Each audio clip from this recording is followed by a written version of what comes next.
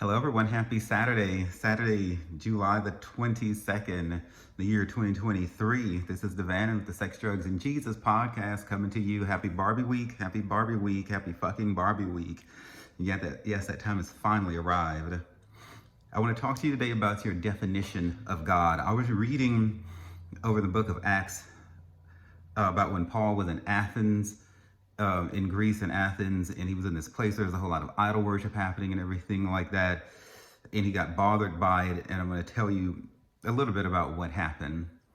And from Acts 17, it says, "Then they took him and brought him to a meeting of the Areopagus, where they said to him, 'May we know what this new teaching is that you are presenting? You are bringing some strange ideas to our ears, and we would like to know what they mean.' Paul stood up in the meeting of the Areopagus and said, 'People of Athens, I see that in every way you are very religious. For as I walked around and looked carefully at your objects of worship, I've even found an altar with this inscription, to an unknown God. So you are ignorant of the very thing you worship. And this is what I'm going to proclaim to you.'" To drive the point home of how intensely into idolatry these people are, that term Areopagus has to do with like Ares, the god of war, or Mars as they call him in Rome, Mars Hill. You'll find that term when you research this. So these people were worshiping an unknown God. They knew who Ares was and all the other ones, but this new, Jesus Christ, of Nazareth, who is he? So many people I come across don't exactly know where they fall on the spiritual spectrum. It's kind of like they're gray. They're neither like here nor there. They're not one way or the other. They're not back, not forth. And it's like they're waiting for some magical thing to happen before they figure it out. But, you've got to go and sort out your spirituality for yourself. You have to be intent about it. Here in this scripture, people were investing energy into something and they didn't exactly know what the hell it was. To an unknown God. I mean, you may as well just not even bother to fool with it if you don't know what you're doing. Humans have a way of wasting a lot of time on things that they cannot clearly define. So what I'm encouraging you to do is to get clear in your head. Who is God? Where did he come from? What does he do? What value can you be of him? And step away from this idea of that God exists to serve you. It's actually the other way around. Don't just go to him when you want shit. But figure out who he is. Where, read about him, study. I need y'all to get defined on your spirituality. I've been doing a lot of house cleaning, spiritually speaking, and pretty much everybody who I've cast out of my life are people who are undefined in their spirituality and just very lazy about it, or they just have like that stagnant spiritual energy. And that's my choice. That's the energy that I'm moving in right now. That's the spirit I'm moving in right now, and I'm not going to change that for anybody. But once you get yourself sorted out spiritually, you'll find your life lines up better than what it has been. Over in Philippians chapter 3, I was reading this. I'm going to read this to you. It says, "For I have told you often before, and I say it again, now with tears in my eyes, there are many who walk along the Christian road who are really enemies of the cross of Christ. Their future is eternal loss, destruction, for their God is their belly or their appetite. They are proud of what they should be ashamed of, and all they think about is this life here on earth."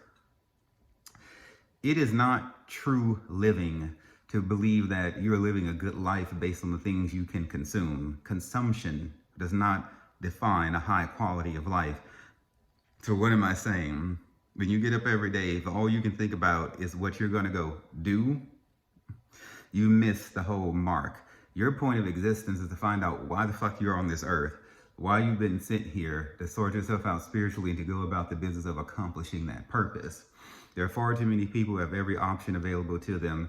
They're having all the sex they want to have. Either that or they're serially dating a whole bunch of people. They're making money. They're doing all the damn things that bring them pleasure, whatever it is they can consume.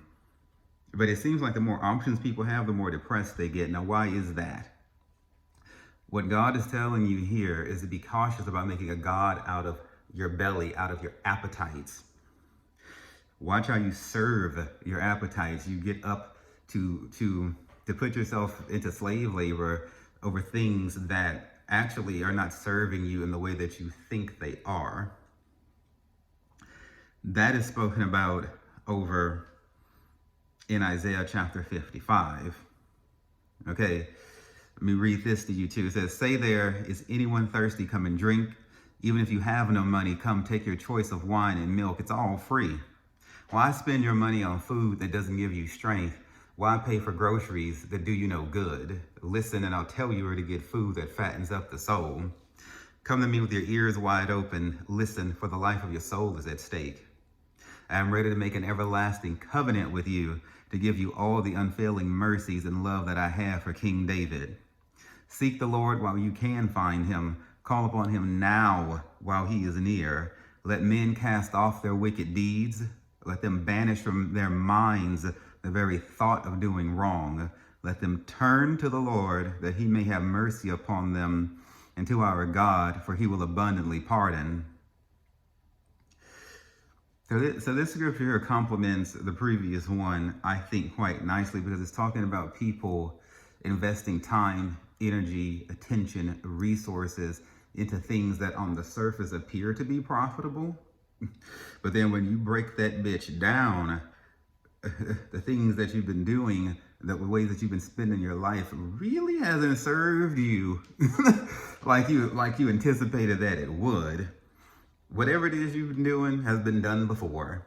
All the answers are actually right there in that Bible. If you would only open it and read it, the answer to the test are there.